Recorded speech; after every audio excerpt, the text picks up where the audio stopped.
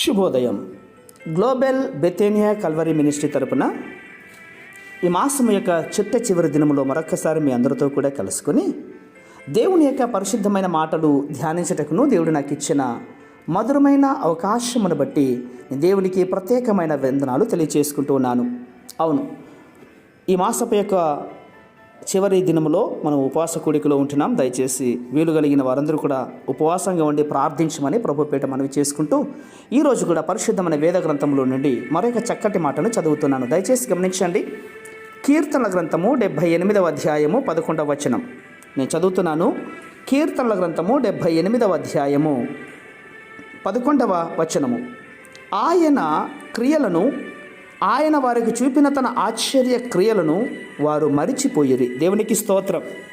ప్రియులారా, దేవుడు నీ హృదయంలో, నీ ఇంటిలో, నీ పనిపాటలలో, నీ ఉద్యోగంలో, నీ వ్యాపారంలో దేవుడు ఎన్నో మేలు నీకు చేశాడు. దాన్ని బట్టి నువ్వేం చేయాలంటే దేవుణ్ణి స్తుతించాలి, మరిచిపోకూడదు. ఈ మాసం అంతా కూడా నిన్ను బహుగా దీవించాడు.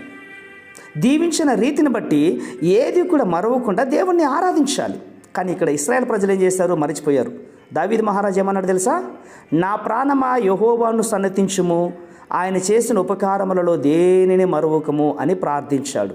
అవును, ఆయన చేసిన మేళ్లకు, ఆశ్చర్యమైనటువంటి కార్యాలను మరచిపోకుండా నిత్యము ప్రార్థించువారుగా ఉండాలి. అనేక మంది దేవుడిచ్చినటువంటి వాటి కొరకై స్తుతించకుండా లోకంలో ఉన్నటువంటి ఇతరులపై చూస్తూ ఉంటున్నారు. కాబట్టి దేవుడు చేసిన మేళ్లను వారు మరిచిపోయి దేవుని మీద సనుగుకునే వారుగా కనబడుతున్నారు. ఇది మంచి లక్షణం కాదు. వినాలి జాగ్రత్తగా. నీకేమైనా కావాలంటే ముందుగా దేవుణ్ణి అడగాలి. కానీ మొదట దేవుడిచ్చినటువంటి వాటిని బట్టి మనం ఆయన్ని స్తుతించాలి. స్తుతించటం దేవదూతల పని. దేవుని స్తుతిస్తూ ఉంటే నీకు మంచి ఆరోగ్యం కలుగుతుంది, మనసు నెమ్మదిగా ఉంటుంది, నువ్వు సుఖంగా సంతోషంగా జీవిస్తావు. దేవుని స్తుతిస్తూ ఉంటే నీ దగ్గరికి సాతానుడు అన్నటువంటి వాడు రానే రాడు. ప్రియులారా, ఇంకా దయ్యాలు పారిపోతాయి. తెలుసా? దావీదు స్తుతిస్తూ ఉంటే సౌలులో ఉన్నటువంటి దురాత్మలు పారిపోయాయి. ప్రియులారా, దేవుని స్తుతించటం మంచిది. కాబట్టి ఎల్లప్పుడూ స్తుతిస్తూనే ఉండాలి. ఈ చివరి దినంలో కూడా మనమందరూ దేవుని స్తుతిస్తూ ఉండాలి, ఆరాధిస్తూ ఉండాలి, మహిమపరచబడాలి. ఈ ఉపవాస కూడికల్లో నీ స్తుతి మన స్థితిగతులను మార్చేదిగా ఉండునుగాక.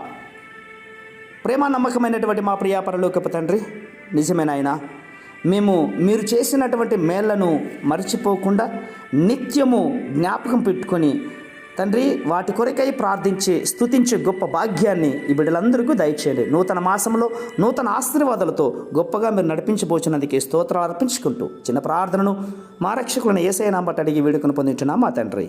ఆమేన్, ఆమేన్, ఆమేన్.